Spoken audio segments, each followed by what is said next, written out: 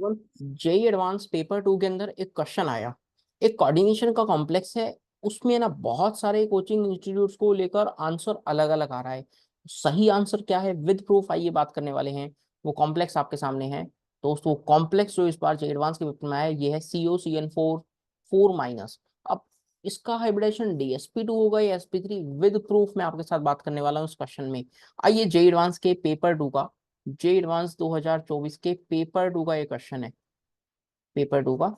और question number भी कौन सा है ये भी मैं आपको बता देता हूँ। क्वेश्चन नंबर यहाँ पर क्वेश्चन नंबर 12 है ये। क्या है? Question number 12।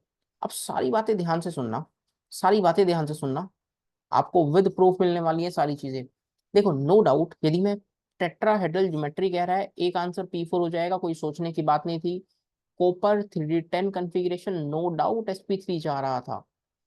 PCl4 plus SP3 जा रहा था, कोई सोचने की बात नहीं है। तीन कंपाउंड्स कोई दिक्कत नहीं थी, तीन कंपाउंड्स में कोई दिक्कत नहीं थी।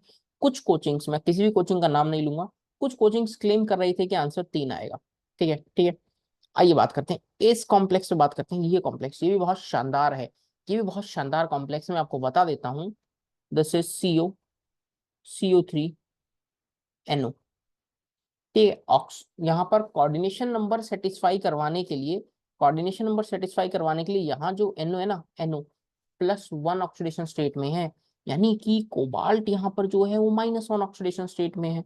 कोबाल्ट -1 ऑक्सीडेशन स्टेट में, एक तो क्या 3D8 4S2 हो गया क्या? सोच कर देखना, कोबाल्ट 3D7 4S2 होता है, कोबाल्ट -1 के अंदर 3D8 4S2 हो गया क्या?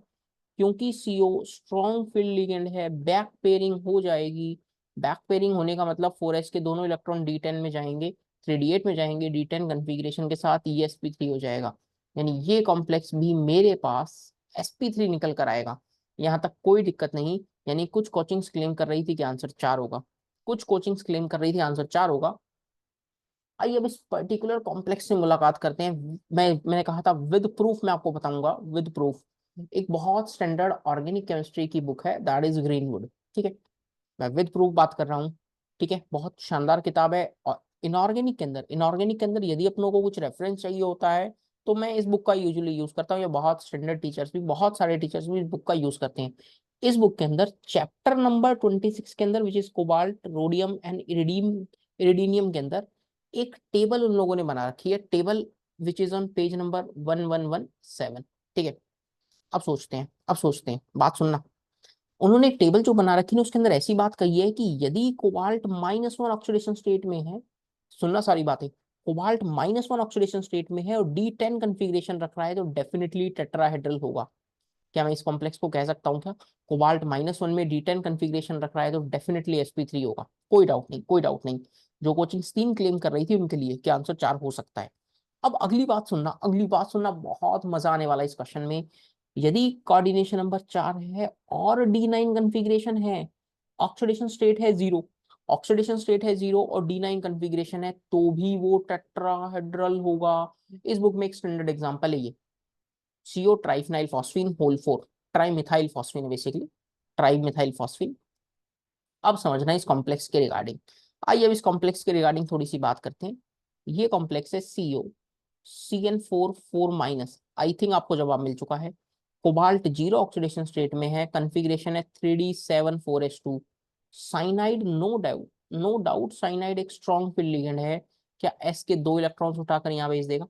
S के 2 इलेक्ट्रॉन्स यहाँ उठाकर भेज देगा, 3D9 कन्फिग्रेशन और कोबाल्ट 0 ऑक्सीडेशन स्टेट में। क्या ये बात जस्टिफाई हो रही है क्या?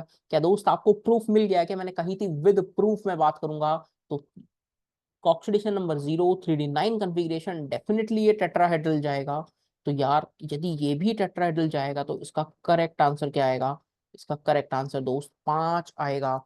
जे एडवांस 2024 पेपर 2 के पर्टिकुलर क्वेश्चन का आंसर 5 रहेगा। वो पांचों स्पीशीज मैंने यहाँ टिक कर दी है।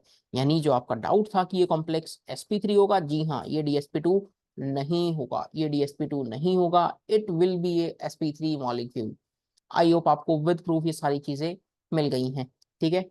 और ऐसी ही छोटी छोटी वीडियोस के लिए आप मेरे चैनल यानी अनिरुद्ध वालिया केमिस्ट्री को आप जरूर सब्सक्राइब कर लीजिए, ताकि कुछ भी एम्बिग्यूटी रहे, कुछ भी एम्बिग्यूटी रहे तो यहाँ पर आपकी वो क्लियर हो जाए।